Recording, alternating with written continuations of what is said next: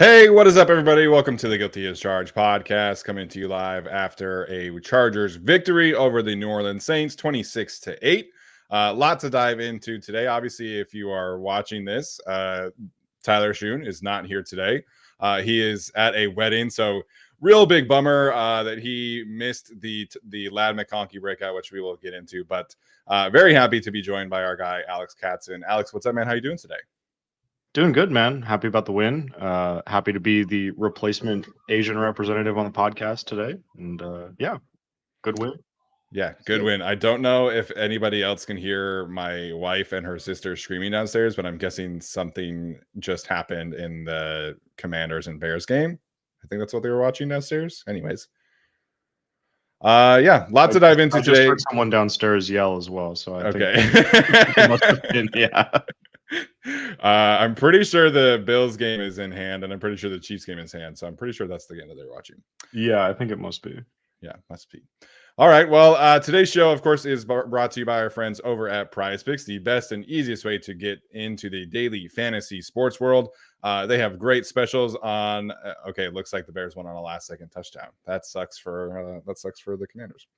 But PrizePicks obviously has great specials. They have a wonderful variety of players and sports and everything that can have you possibly covered across the daily fantasy sports platform. Big day for the Lad McConkey Justin Herbert stack. I was fortunate enough to make that choice today, and it paid off pretty nicely today. So make sure and check out PrizePicks at the code GUILTY to get a deposit match up to $100. PrizePicks.com/guilty, code GUILTY at checkout. All right, Alex, we always try and start broad here, and then we'll kind of dive into some specifics that we want to talk about. So for you, looking at this 26-8 performance, what is the biggest takeaway that you had watching this game today? Yeah, I mean, I think it's got to be about the defense again. Only 8 points allowed. Two of those are obviously not on the defense with that safety on the bad snap on the first punt of the game to J.K. Scott. But only allowing 2 field goals to a Saints team that had been a little bit up and down offensively this season. You know, they had scored 13 or fewer in 3 of their last 4 games, but they had scored 20 or more in the other 4 games that they played this season. Obviously, driving Spencer Rattler out of the game, getting benched for Jake Haener. It's the second time that the Chargers have gotten a quarterback benched this season, if you count Bryce Young getting benched after the Panthers game. After the Panthers game. And so, you know, this defense continues to play super well. They defended the run a lot better than I was expecting them to, given last week's performance. Alvin Kamara was still able to get to 67 yards, but that was really only off of like 2 or 3 pretty big runs. Had a 4-yarder where Bud Dupree went for the forced fumble, even though they were winning 16-5. And, you know, so, but other than that, I thought they played really well. I think that Cam Hart has continued to play really well at corner, kind of had to step in a little bit with Christian Fulton leaving the game early. And yeah, I think the defense played super well. I think that's evident. You know, their points per game total went down from already a league leading 13 with only allowing 8 points. So strong A from the defense again. Feel good about that unit going forward. Yeah, unfortunately, it does seem that Joey Bosa did get injured again. I don't know what the case is there. We'll get an update from Jim Harbaugh hopefully throughout the week. But I think the biggest part of this defensive performance was the way that the pass rush was able to kind of seal the deal at the end. Very silly, foolish penalty from Bud Dupree at the very end of the game that wiped off Elijah Molden's interception, which 2 almost interceptions for Elijah Molden today. I'm sure he's going to not be super happy about that. But I thought the pass rush was consistently affecting Spencer Rattler. I thought it was consistently affecting, Jake Haener. We've kind of seen the coverage unit be, up to the task when they're playing these kind of teams. I was a little nervous about the, potential of a Chris Olave game. And he obviously did have, 106 yards today, unfortunately. So, they had the one big play at the end that kind of sparked that. But overall, we've kind of seen this coverage unit just be really, really consistent. And then the run defense has been a lot better. And it's really just been missing the pass rush. So if the pass rush can consistently, show up like they did today, then obviously you feel really, really good about the defense as going forward. And then like Alex mentioned, they have played 7 games and the most points they have allowed is 17. And it's incredible to see what this defense can do when everything is kind of clicking like that today. So it was a great showing from them for sure. Yeah, I mean, to your point, 16 pressures today for the Chargers. 6 of those were from Khalil Mack just by himself, another 3 from Tuli. And so getting that unit going, I think that's probably, I would guess that's probably Mack's best game of the season so far from a pressure standpoint. Obviously, the PFF numbers are still subject to adjustment and everything. It's just going off the live numbers that they have. But I would imagine that that's probably his best game from a productivity standpoint so far this year, unless I'm forgetting something. And so, yeah, if you can continue to get that unit moving like that, then I think you were setting up for a really, really strong defense kind of down the stretch run here. Yeah, I mean, he had the Raiders game was 5 pressures and 2 sacks. Today was 6 pressures, 1 sack, 1 hit. So, pretty on Comparable. par. And then Yeah. run defense as well. He's obviously been fantastic. He did have a bit of a wrist hand issue. Like at the very end of the game, there was that play where Talise Fuanga false started, and then Khalil kind of ran off the sideline like holding his wrist and was like shaking it a bit. He did come back in the game, but something to potentially keep an eye on there. But good performances in the middle of the defense as well from Puna Ford and from Tara Tart, who continue to be just fantastic pieces. Scott Matlock, who didn't play a ton on defense and hasn't played a ton on defense. He actually only had 2 pass rush snaps, according to PFF right now, and did have a sack. So he's kind of becoming the Donald Parham type of defensive player, where when he's in, he makes plays, but he doesn't get a ton of time on defense. But it was good to see him get his first career sack on a day that he also caught a pass, had some good blocks. So good day for Mr. Scott Matlock. Yeah, nice day for Matlock. Happy about that. I know we've sort of not necessarily been super kind to him as the season has begun. He's gotten adjusted to this new role. So happy to see him performing well in this one. Yes, he is getting a lot better week to week. There are still some inconsistencies. I mean, the guy has never played fullback tight end in his life, and it shows, right? But Right. he is getting better. He had a great block on Granderson that freed up J.K. Dobbins' run today in particular. He did miss Demario Davis in the hole, but that happens. That's Demario Davis. I'll cut him some slack there. But just kind of wrapping up on the defense, I think we were all big fans of Cam Hart, the draft prospect. He officially has not officially, I guess this could theoretically change, of course, from PFF, but he was targeted 4 times today, allowed 1 reception on 15 yards, had an awesome hit on Chris Olave that I think is what they are crediting him with, his 1 catch allowed. So just continued strides from their young secondary. The bulk of what the Saints were able to do was kind of targeting the linebackers, which is kind of becoming a bit of a concern in pass coverage. These teams are kind of going out and attacking these linebackers a little bit more than I would like to see. But overall, Cam Hart has he stepped right in, and it's been a very seamless transition for him so far, despite kind of struggling in the preseason. So his continued ascent, I think, is obviously worth monitoring. Asante Samuel Jr. theoretically should come back from injured reserve at some point. I don't know if Cam Hart is letting go of this job the way that he is playing right now. Yeah, I don't know if he is either. Like you said, it's another phenomenal game. That huge hit on Olave that looked like an incompletion at the beginning of the game ended up being called a completion, obviously. But then had some really nice plays down the stretch as well. I think did a pretty good job on Olave, all things considered. Olave did still get over 100 yards, had 8 catches, but I think most of those were in zone or when Hart necessarily wasn't on him. And so was really happy with his performance. Was also really encouraged by Tariq Still today. PFF has him at 2 receptions for 9 yards on 5 targets and 41 coverage snaps on in this game. Was their highest graded coverage player so far, at least. Obviously, again, things subject to change with the PFF live data, but was really encouraged by him. I thought Jaw Taylor had a really nice game, kind of in his first game back fully healthy, had a couple nice hits as well. And so, yeah, I think the secondary is starting to come together a little bit. I'm really happy with the way that they played. Yeah, there's been some stuff floating around there about, potential cornerbacks that could be available, and none of the big reporters have linked the Chargers to some of the corners, but there's been some, thought online from the fan base, from other content creators, media analysts, that the Chargers might be willing to go out and acquire a Greg Newsome if he's available, or a Jonathan Jones if he's available, or that kind of player. With the way that these cornerbacks are playing, I don't know if you necessarily need to go and do that. I think if they want to go acquire some depth behind these young players and maybe get, some fortification out there. I mean, DiCaprio Boodle right now is kind of the special teams player in place of Dean Leonard, who we were pretty excited about heading into the season, but obviously he's also on injury reserve. So I don't think the Chargers need to really address the secondary. I think with their ascending players and the way that Jesse Minter calls games right now, I think they're pretty set in the secondary. And if they want to go make some additions on, next week from the trade deadline, is probably focusing on the offense, which we can touch on. But you mentioning Tariq still is great because we were not super high on him. At least I was not super high on him. No, me I neither. liked his potential in the slot as kind of like a Mike Hilton type role. The physicality is what you like to see on tape in college, but him being able to kind of float between slot and outside while Christian Fulton has been injured has been a really pleasant surprise. And he's making plays on the football. His pass breakup last week was an insane play, really showing off the athleticism.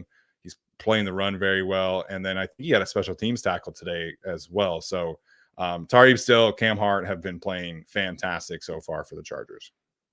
Yeah, and it's exactly what the fan base has sort of been talking about as we transition into this new front office and everything, is that the Chargers have to hit on some of those day 3 picks and hit on those later round guys. And right now it looks like, at least, 7 games into the season, that both of those 5th round picks are going to be contributors for this defense. And that's super important for them. Obviously a huge thing for them just in terms of salary cap flexibility and getting production from your draft class and all of that. And so really happy about both those guys. I think you hit the nail on the head with Still about being able to play on the outside. I really thought he was going to be limited to just the slot when they drafted him in April. And so it's been really encouraging to see him be able to flex a little bit to the outside, where he can play outside corner if Fulton and Samuel are both going to be down, while Taylor is still able to play in the slot, because like I said, Taylor had a pretty good game this week as well. And so being able to put all 3 of those guys on the field at the same time and having a role for all 3 of them, I think has been really key for this Chargers defense. Yeah, 100%. We'll shift gears here. I put Ladd in the title here for a reason. I don't want to gloss over this Justin Herbert performance, and we can definitely dive into it. But all of the talk, and from myself included, has that the Chargers need to go out and acquire a wide receiver 1 or some kind of wide receiver help. And then Ladd, who did not practice this week, was limited participant in Friday's walkthrough. So they didn't really practice on Friday. Comes out here and drops 111 yards and 2 touchdowns on the New Orleans Saints, and does it with 2 contested catch situations over Alontae Taylor, who I think is really one of the best slot cornerbacks in the league. Like, you talk about the way that Chris Olave got to 100 yards today and the way that Ladd McConkey got to 100 yards today. Very different kinds of performances, right? Because Ladd is doing this with a lot of press man coverage, a lot of physicality, obviously fighting through the injury, and so is Olave, who was dealing with a concussion previously. So Ladd McConkey's breakout game, it was such a treat to see, because he did it in a variety of ways. He did the short area stuff. He did the intermediate stuff that he's so prone to do. He's awesome in that regard. Then he gets a couple vertical routes, has a jump ball opportunity over Alontae Taylor, comes down with it, and converts a huge touchdown for this team.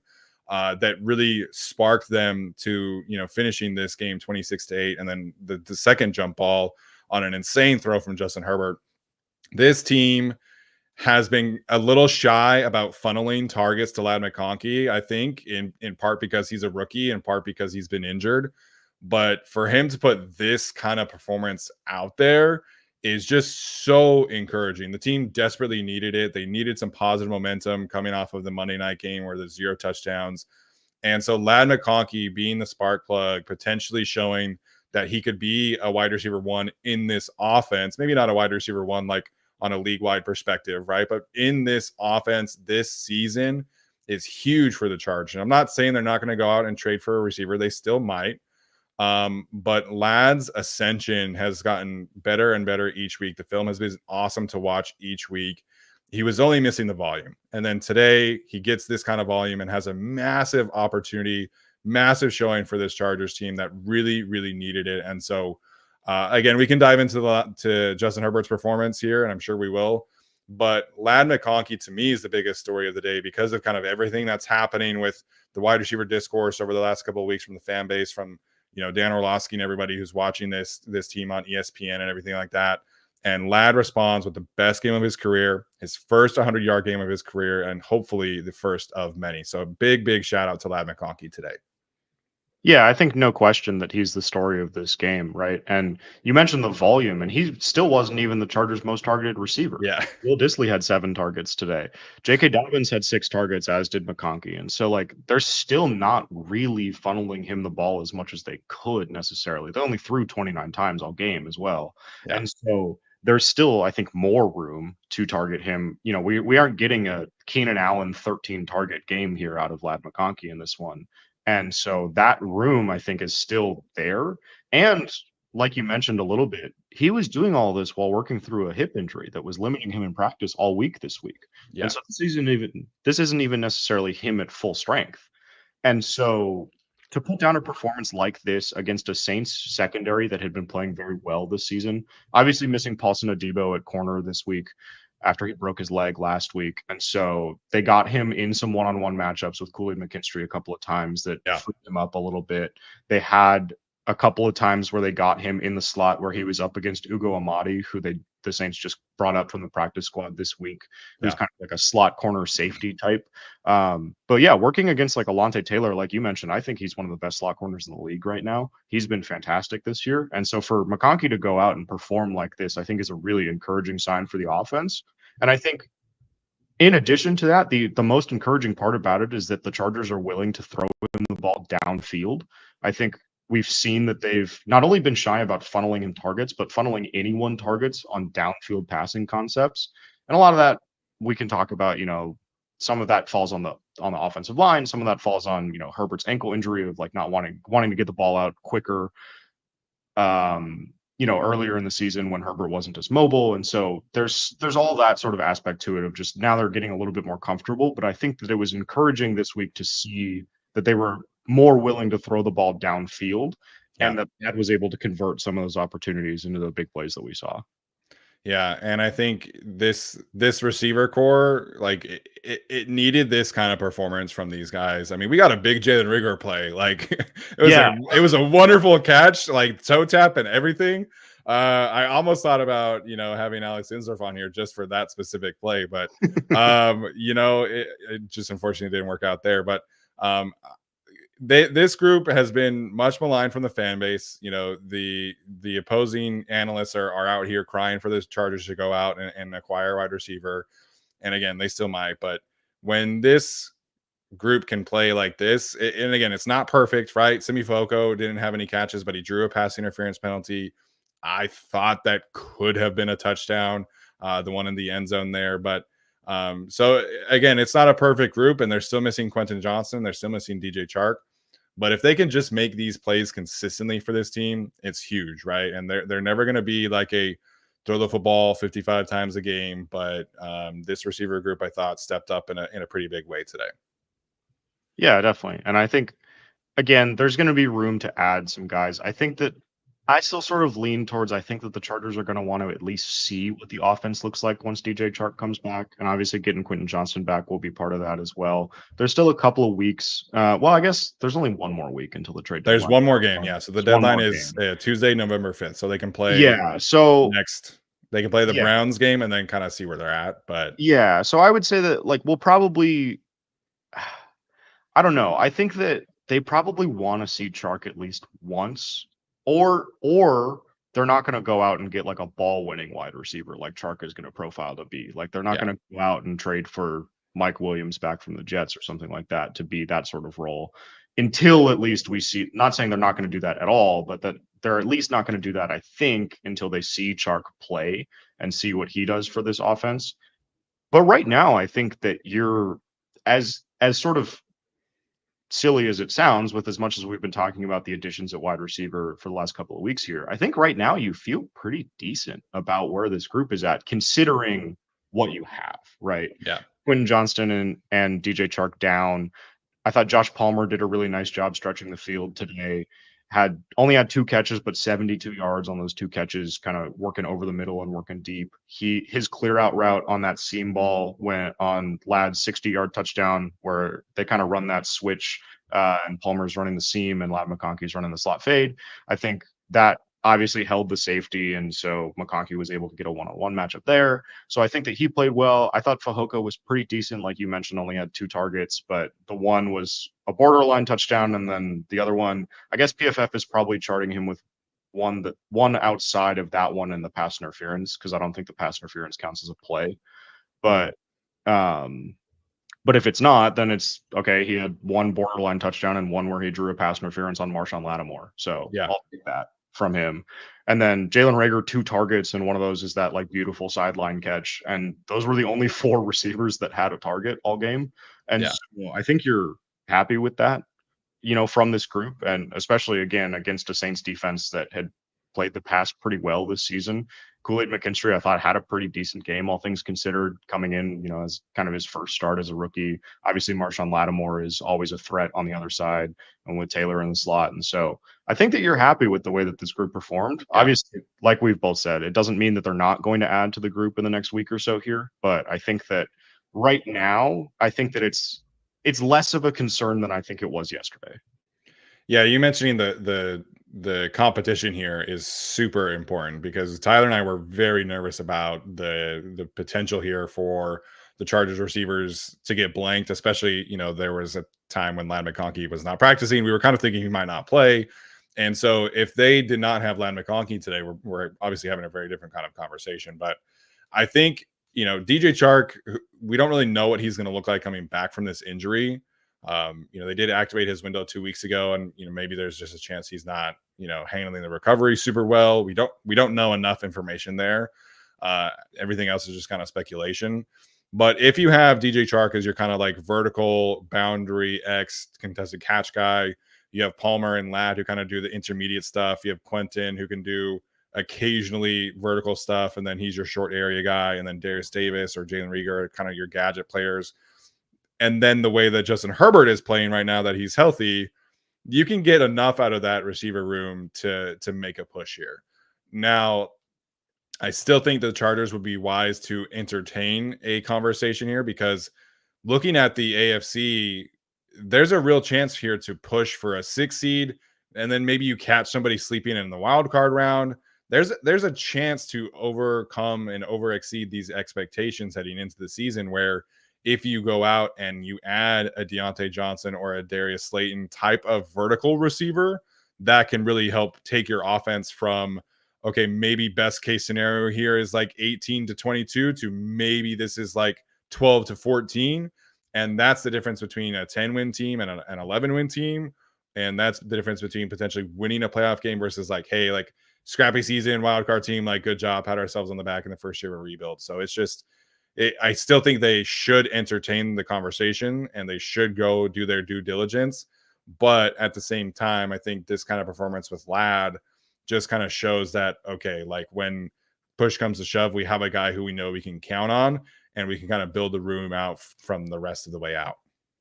Yeah, absolutely. I think it doesn't mean that they don't need to go out and make a trade. I think it means that they don't have to go out and force a trade, right? Right. Like, they don't have to overpay. Like, if the Panthers come back and they say, well, we want a 2nd-round pick for Deontay Johnson, then I think the Chargers can be a little bit more comfortable after today's performance being like, okay, we don't need to do that. We can get by. And, this is sort of the year 0 for Harbaugh, and I know that fans are going to be excited and they want the team to make the playoff. And obviously, you want to make a run every year, right? But like, I think that in terms of the vision that this coaching staff and this front office has for the team, like, this is not meant to be the all-in year and the push everything into the middle and say like, we're going to go for it this year. And so I don't think that you need to say like, okay, we're going to go out and spend high draft capital on a receiver coming in or something like that. Yeah. But if the Panthers come back and they say, hey, we'll give you Deontay Johnson for a conditional 4th rounder or something like that, then I think you entertain that conversation much more. And so, again, like you're saying, I think you still need to entertain the conversation, work the phones, listen to what the offers are out there. But if it's going to be something that's going to cost a lot and it's going to be expensive, then I think you don't need to make that move with the way that we've seen the receivers play so far this season. Doesn't mean that they shouldn't. Doesn't mean that there aren't options out there. I think, again, we're both saying that they should take those calls and look into those and do their due diligence and everything. But if it's going to be expensive or you're going to get priced out, then I think that you're more comfortable with it than you would have been last week. Yeah, there's some confusion here in the chat. We are very much in favor of a trade. It's just absolutely. it has to be at the right price. Like, there's these conversations that Deontay Johnson is having, 4 teams call about him. The Chargers don't need to be in a bidding competition for Deontay Johnson. They don't need to get in a bidding competition for Mike Williams. As much as we would like with those players on this team, it just doesn't make sense for the Chargers where if the price for Deontay Johnson is the same price that the Jets paid for Devontae Adams, then I'm not interested in that trade. If the price is what the DeAndre Hopkins price was, where it's a 5th round pick that could become a 4th round pick, then yeah, I'm very much interested in. Same thing for Darius Slayton, same thing for these other players. But at the same time, the receivers that the main reporters are talking about in the trade market are Mike Williams, Deontay Johnson, who we just talked about, Adam Thielen, who is a slot receiver, just like Glad McConkey is, does not do anything for me. KJ Osborne, who's like, okay, I guess, also plays in the slot. And then Christian Kirk, who also plays in the slot. Those are the main 5 receivers who are available from a trade right now. So if the alternative is overpay for Deontay Johnson or kind of wait and see what DJ Chark looks like in this offense, I'm kind of okay waiting. This would be a very, very different conversation if we did not just get the Lad McConkey breakout game. And I know that seems like maybe potentially like, reacting to the moment, but this is what we need from Lad going forward. And now we know that he is capable of doing this.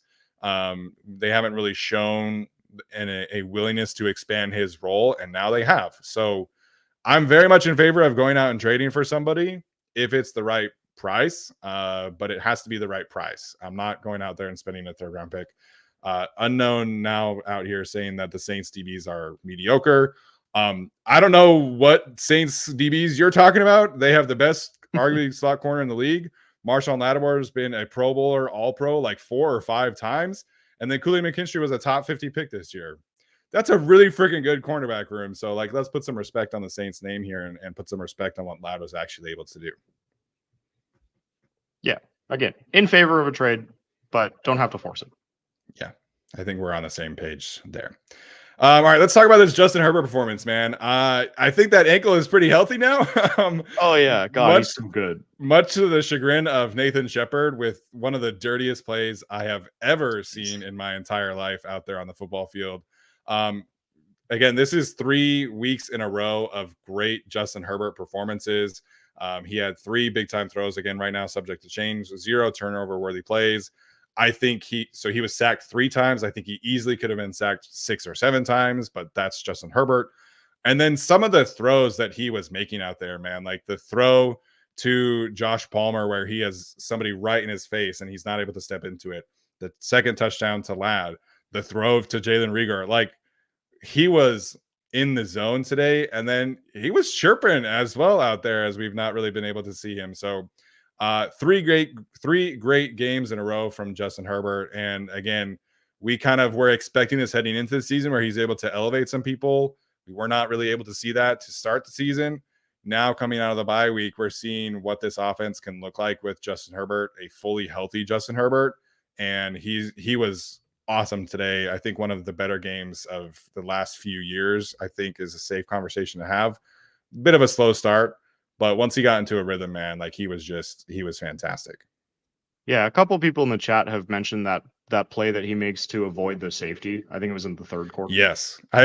That was one of the best plays I've seen him make probably ever. And that throw was, I will say, almost intercepted by Taylor on that throw, but just to be able to get out of that sack and get it away and stiff arm Carl Granderson out and be able to hold the ball out sort of so that he's not able to poke it away and everything like that. That is one of the best plays that I've seen from him probably ever, and certainly at least this season. And as a couple of other people pointed out, there are very few quarterbacks in the league that can make a play like that. A lot of guys probably go down and maybe they, are able to poke the ball out to the one or whatever. But to get that ball away and just keep the drive going, that throw in the first quarter to Disley on that sort of like sit and up that bounces off Disley's hands, I thought was an excellent throw. It was just like every throw that he made just felt like it was so pinpoint today. Like with the only exception is really like that crossing route to Eric Tomlinson that was just like a tiny bit behind him. There's some grass in front of him. You can probably lay it out in front of him a little bit. But at that point, the game is pretty much already in hand. And so I'm not going to knock him too much for that one. But yeah, it was a fantastic day for him. It was, I think you're seeing every week him get obviously healthier and healthier, and it's caused so much more of this sort of like wonderful play from him. And the scrambling game this week was huge. I mean, that 38-yard scramble early in the game, and then like broke out a couple sacks and turned those into positive plays. Like those throws, like that sort of avoidance and pocket management, like that, all of that is rare. And so it was so nice to see him kind of operate at full capacity this week. And I think as he puts more time between him and that ankle injury, obviously I think he's probably pretty close to fully healthy, if not already there now. But as we get deeper in the season, it's only going to get better. And it's just like, it's so nice to think about. Yeah. So officially 20 of 32, again, not a crazy amount there on 38 dropbacks, 278 yards, 8.7 yards per attempt, 2 touchdowns. Just a great performance from him passing wise. And then you mentioned the rushing performance here. 4 carries officially for 49 yards. He was the leading rusher for the team up until like the last drive, which is not great, which we can certainly talk about. But his career long rush was today, and the plays that he was making, it just looked like, again, a healthier, more confident version of Justin Herbert. You know, the sack avoidance from the second touchdown to Ladd, and then he just drops it right on a dime to Ladd McConkey was one of the better plays that you'll see this weekend from a quarterback. So it was a fantastic performance from Justin Herbert. I thought he was consistently making the right decisions. The first drive, I was like, oh man, like this is gonna be a rough day at the offense again. But ultimately in the second half, they were able to kind of get things going. And Alex, they scored 2 red zone touchdowns today after not having one in quite some time. So maybe bumping up that red zone touchdown percentage after today. Yeah, it's fantastic that they are actually able to put the ball in the end zone. It was so nice to see. I forgot what it felt like. I believe it was 59 minutes and 23 seconds of game time between touchdowns, between the Dobbins run before the end of the first half against the Broncos and the Dobbins run in the second quarter this week. So almost a full game between touchdowns. And well, actually, I guess more than that, almost 2 full games with the Cardinals game. Yeah.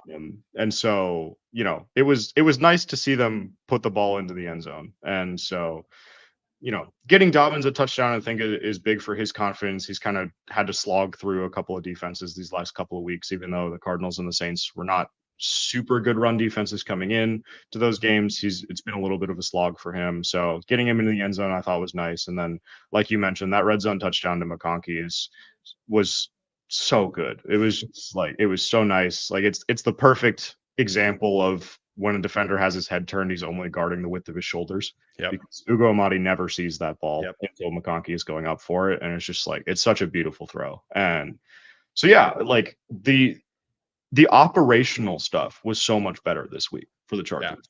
And that's really not a improvement like that large that you see week to week unless you have a bye in between. And obviously the Chargers have already had their bye week. And so to be able to kind of do that, not on the fly per se, because you have a whole week to prepare for this game and everything. Although it was a little bit of a shorter week since the Cardinals game was on Monday, but still, like to be able to prepare, like fix all of those issues while also preparing for a team like this, I think is a testament to the coaching and the way that just all the players stepped up to play in this one. And so was really happy to see them put the ball in the end zone 3 whole times. Yeah, 3 times. You know, as NSN points out, he'd forgotten how to spell touchdown. After the J.K. Dobbins touchdown, Brooke was like, "Yeah, we haven't seen one of those in a long time." So it was a good feeling to see that first touchdown. And then at halftime, when it was 9-5, I was like, "Oh man, like, is this going to be just like another slog game?"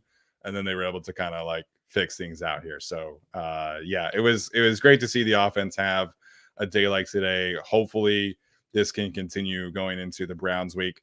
A Browns team that looks a lot better with Jameis Winston at quarterback instead of that one guy. So a little bit scary there. Um, let's talk about the offensive line because I know people are going to be interested to hear some thoughts here. This offensive line has been kind of on a struggle bus recently. The Chargers in the first 3 games, even with that Steelers game, were second in the league in rushing yards before contact. The last 3 games, which again, like you mentioned, against 2 poor run defenses, I think they're 26 in the league in rushing yards before contact, according to Next Gen Stats. J.K. Dobbins averaging less than 4 yards a carry right now. And then the pass protection was overall, it wasn't a huge, issue just in terms of like the pressure percentage. PFF has them as a 26 pressure percentage allowed, but it was the consistent way that they were allowing Justin Herbert to get hit when he was pressured, which was an issue. And then this was just obviously an awful Zion Johnson day. As people are, I'm sure, waiting for me to comment on that.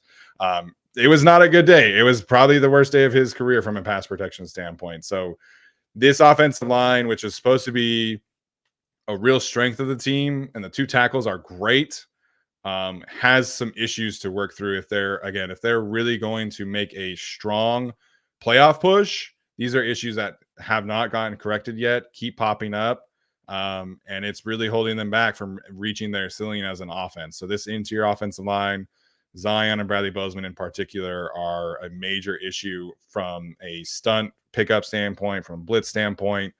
And like I mentioned earlier, Justin Herbert sacked 3 times. It could have easily been 7 or 8 with a different quarterback. So this is definitely an issue for the team, and they absolutely have to correct it if they're ever going to reach their ceiling this year as an offense. Yeah, I think as far as the run game goes, I think I've sort of consistently been this season a little bit concerned about what this offense was going to look like when you remove some of those explosive plays that they had in the first couple of weeks.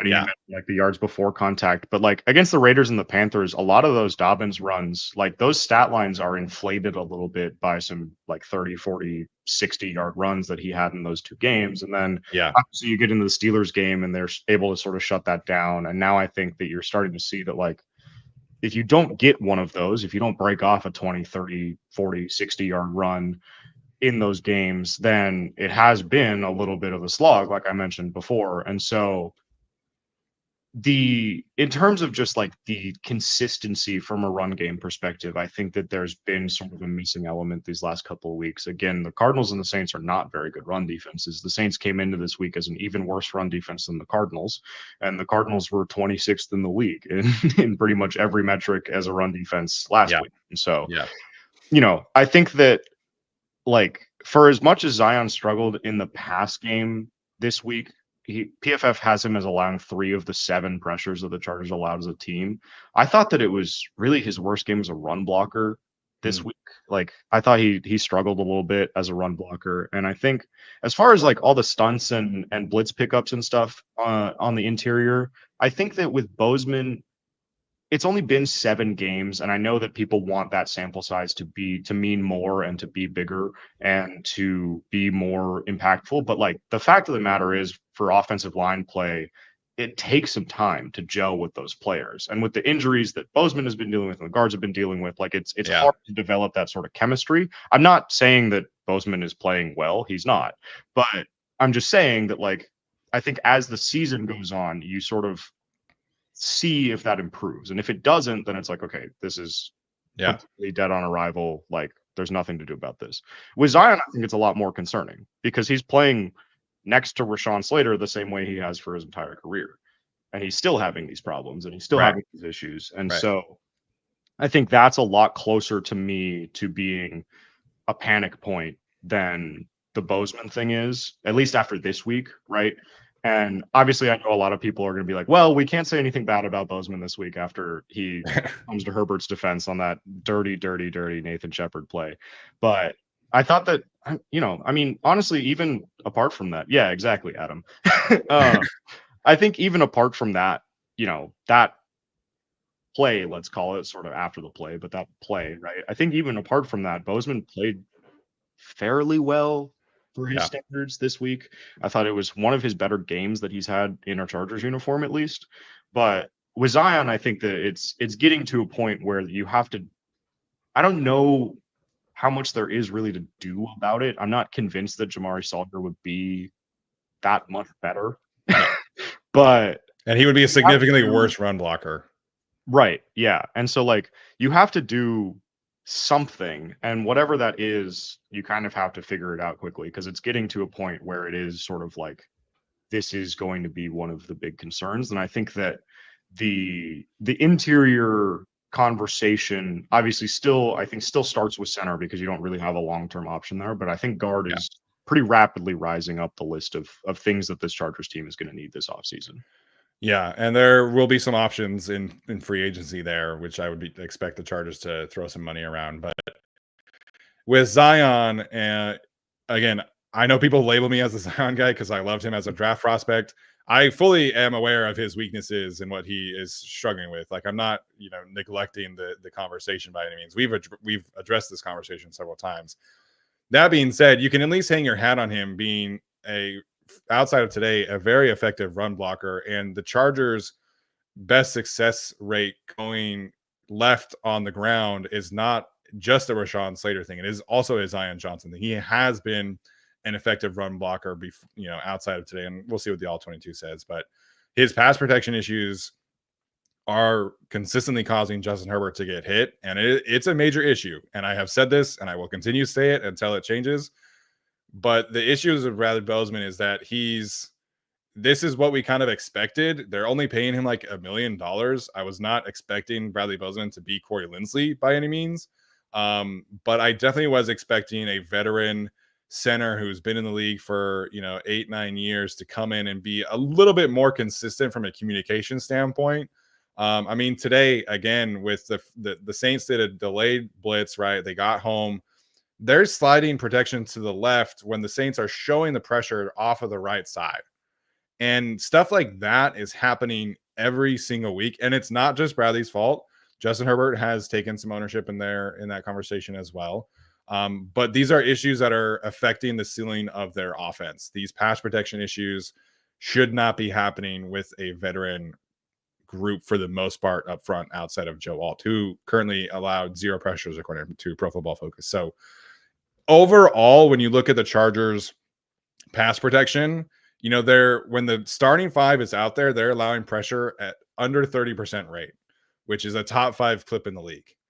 The issues are that when teams get pressure, they are hitting Justin Herbert. So they're not allowing pressure a ton overall, but they're allowing a lot of hits and sacks overall, which is the main issue here, which is stuff that has to be corrected. So yes, Zion Johnson was bad today. Bradley Bozeman did a wonderful job of standing up for his quarterback, but same issues as always, as we've seen. So this offensive line is trending towards a little bit of an overhaul, I think, in the offseason from a free agency standpoint. And I would like to see them be a little aggressive there because they potentially have $100 million and just like, let's just throw some cash at this problem and let's get this unit being the way that this regime really wants it to be. Yeah. And I think, it's in some ways, and I know that people are probably not going to like this very much, but in some ways, I think that it's a luxury that we're talking about this after this week's performance because PFF has the offensive line charted with 7 pressures all game. Right. And Justin Herbert has 41 dropbacks, I think, in the team. Most of the starting 5 is credited with 41 pass blocking snaps. And so only giving up 7 pressures on 41 pass blocking snaps is a pretty good day. Yes. Now, 6 of those 7 pressures are coming from the interior. Rashawn Slater gave up the other one. But PFF only has them charted with 1 hit allowed on Justin Herbert. 5 of those are charted as hurries, which I think are probably the ones where you're saying like Herbert is maybe getting hit after he's throwing it or while he's throwing it. But I don't think that it was necessarily like the worst day ever for the Chargers offensive line. And we talked about that a little bit when we were talking about Ladd, of just like the willingness to throw the ball downfield today was so much more there than it has been all season. And a lot of that had to do with the fact that they had some time in the pocket and they had some time that they could throw. And a lot of those, Herbert is still throwing with a guy in his face, or he's having to move the pocket a little bit before he makes those throws. But they're at least willing to call those plays and take those shots, which I think is an encouraging sign as far as the way that the staff views this offensive line sort of coming together. Yeah. Are there still problems? Absolutely. There's still a ton of problems, and we've talked about all of those, and we'll continue to talk about all of those as long as they're still there. But as far as like next week goes, right? And like next week and the week after and the rest of the season, right? I think that right now you are dealing with what you have. And Yeah. I think that the Chargers have done a fairly good job of that. At least they did this week, with being able to still get some of those downfield passing plays into the game script while working around this offensive line. And, in the offseason, I would also love to see them get aggressive and go out in free agency and sign some guys and be aggressive in the draft and take some of these guys that are going to be high end prospects. But as far as the rest of this season goes, I think that you just kind of have to work with what you have, and the Chargers have shown the ability to work around that starting five a little bit and still be able to get into the plays that they want to get into. And yeah, it's gonna be what it is. And I think that we just sort of have to make our peace with that, as frustrating as it is. But I think that the offense is starting to show some signs of being able to maneuver around that a little bit, and I think that that's encouraging. Yeah, as long as the two tackles are healthy, they've shown an ability to keep the pressure percentage overall under 30%, which is, again, a very high-end number. And next year you can go correct some of these issues from a personnel standpoint. But when you have tackle play like this, you can dedicate a lot more resources and time into solving the interior. And again, there are still some consistent issues, but you mentioned earlier, putting Jamari Sawyer in is not a solution to me. I think if you have Jamari at left guard, Bradley at center, and then Trey Pipkins at right guard, that's probably the slowest interior offensive line in the league, if not up there. And there are some issues that are popping up in run blocking and pass protection with the lack of higher end athletic traits in there. And again, Zion's a higher end athlete, and there's still some issues there, but that's not a solution to me. I think you want to keep seeing if you can work through this and make it a manageable issue there.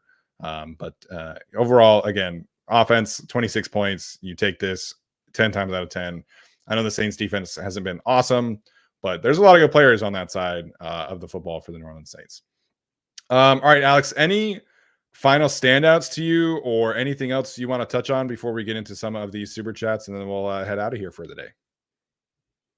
No, I think we pretty much covered it. I mean, all the guys I think that we've talked about. I think J.K. Scott had a really nice day, actually, punting. Other than that first bad snap, I think that he had a really strong day. I know that people have seen some of the punter workout tweets, and all of that is just about bringing in a left-footed punter to give the Chargers looks. It's not about replacing J.K. But I've seen some people talk about like, well, J.K. sucks. We want to replace J.K. J.K.'s been fun. J.K.'s been great.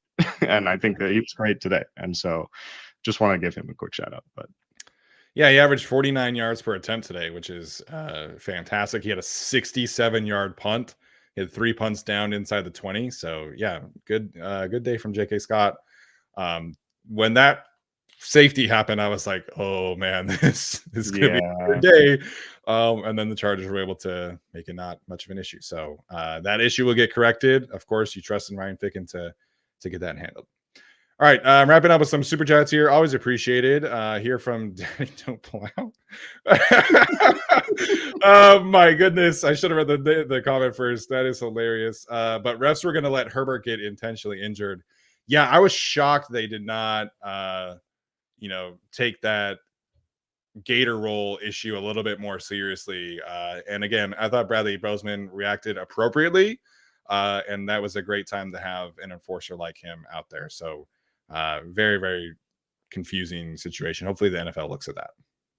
Yeah, I was sort of surprised that there wasn't a flag on that before Bozeman kind of stepped in, but then at least getting the offsetting penalties, because I was concerned for a second there that they were just going to call Bozeman for it, which would have been ridiculous. But yeah, at least to get both of them, I think that you could probably argue that there should have been some more disciplinary action for Shepard on that play, but I think that all things considered, it's probably it all washes out, and it's not my favorite call, but it's all right. I think that he will definitely be getting a letter from the NFL this week about hey, you owe us $30,000 or so. But Yeah. And I don't think it's a coincidence that happened to his previously sprained ankle either. So no, I don't think that was a coincidence.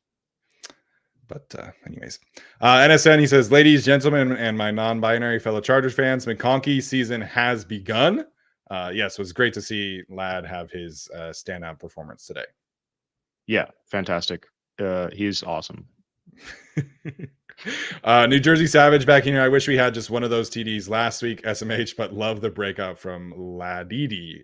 Yeah, so definitely one touchdown last week would have been great because then they would have won.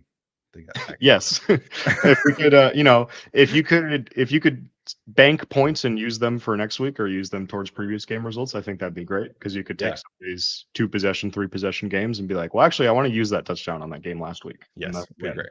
That would be wonderful. But yeah, just got to continue to execute going forward. Yeah. Tara Romero loves seeing angry Herbert fired up. Ladd is the truth. Hope Mac is okay. We scored 2 TDs in the second half. Let's go. Bolt up. And then she says, also screw Shepard, you piece of garbage. Real. Love it. Love it. Thank you for the super chat there from Tara. Yeah. Justin was very animated today. He was very fired up after the scramble. After the second touchdown to Ladd, he was talking a lot of trash. He even did like the chirping signs. So yeah, fired up Justin Herbert today. And it was a lot of fun to watch. Yeah, he's kind of growing into his personality a little bit, I think people are, I think it's a little bit maybe sort of silly to say that that's, Jim Harbaugh bringing out his person and all that. I think it's probably just like his, it's just Justin Herbert sort of coming together as a guy. I mean, it's important to remember like he's 25, 26 or something like that. And so like there's going to be some of that sort of development where he turns into that sort of guy, but I'd love to see a little bit more fire from him this season. It's been nice. Yeah, we're also seeing this same kind of growth from Rashawn Slater, who is, very naturally a quiet individual, and he's dropping F-bombs in press conferences and stuff like that now. So it's just like an all-around, development season for some of these guys. Yeah. Joe Cruising here. I'm late to the stream, but it seemed the Saints were sitting on us and stacking the box because we have only one wide receiver. It seems to me we need to make a trade. Thoughts? We did address this a bit before. I don't know when this was specifically sent in. We are both in favor of it, but the Chargers also are missing DJ Chark, Quentin Johnston. So some of that will be affected by just those two guys coming back and getting back to a healthier receiver room. Yeah, I think as far as stacking the box and all that goes, I think partially that's going to be because of, again, like Joe mentions, just only having one receiver. But part of that, I think, also is that, again, just like the Cardinals last week, both of those teams know coming into that game that the Chargers want to run the ball. You want to give J.K. Dobbins 15, 20, 25 carries a game because that's what the Chargers' identity has been this season. Both the Cardinals and the Saints have not been great run defenses, and so stacking the box and getting some more bodies in there kind of helps you defend against that when you know that's going to be the primary thing for them. Whether or not the Chargers have sort of centered the offense around the run game because of the lack of wide receivers or because of it's what they want their identity to be, I think is a little bit more of a nuanced point there. But I think that it's not fully because there's no wide receiver threats. I think it's probably partially just because like the Saints watch the tape and they say, oh, well, the Chargers want to run the ball, so we're going to stack the box and force them to throw. And then it works out very nicely because you have Justin Herbert who can throw the ball very well. Yeah, 100%.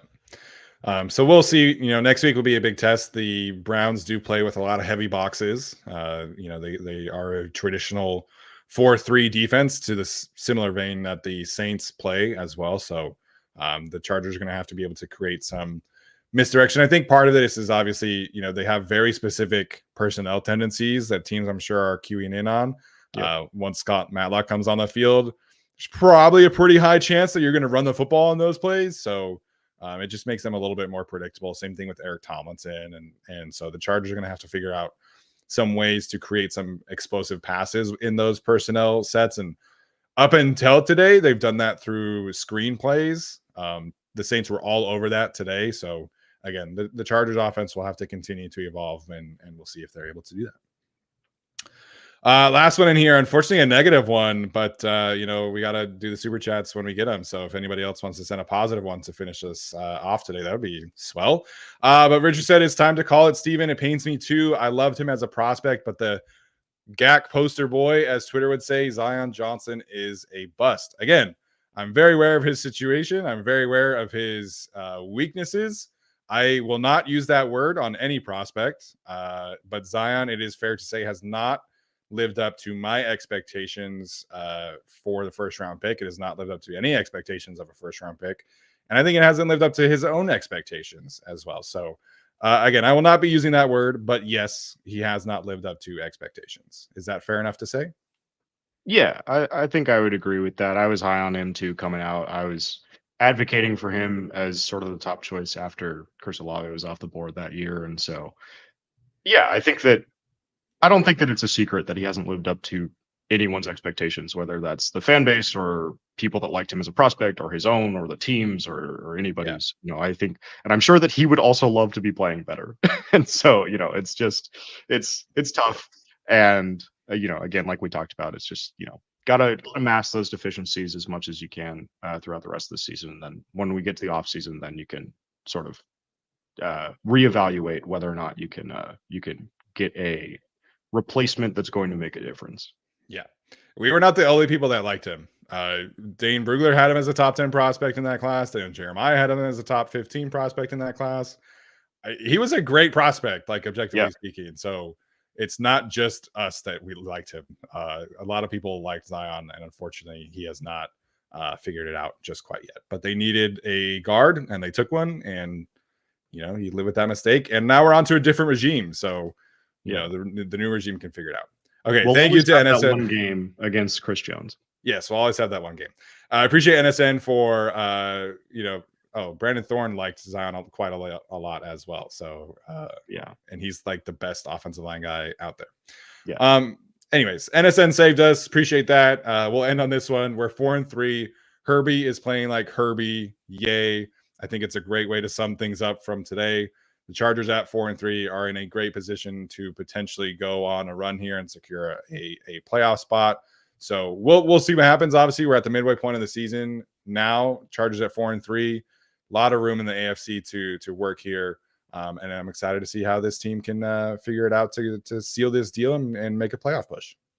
Yeah, still a lot of time left. Obviously, still in control of your own destiny. I think there's going to be a lot of matchups coming down the pipe that are going to be big for playoff positioning and whether or not the Chargers are going to be in or not. And so I think it's going to be a much more exciting last 10, 11 weeks of the season than it was last year, at least. So that's always a plus.